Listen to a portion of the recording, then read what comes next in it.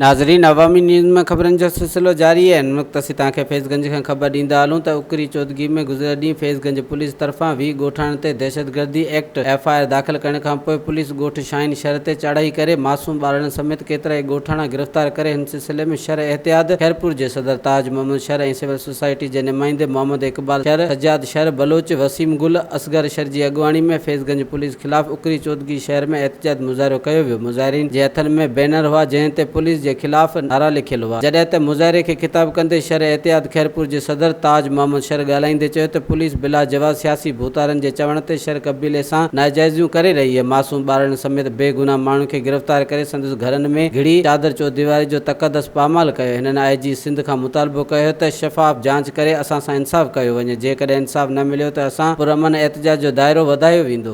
वधीक ख़बरनि ऐं तफ़सील जे लाइ विज़िट कयो असांजी वेबसाइट awamiNewsHD.com ऐं ॾिसंदा रहो अवामी न्यूज़ HD।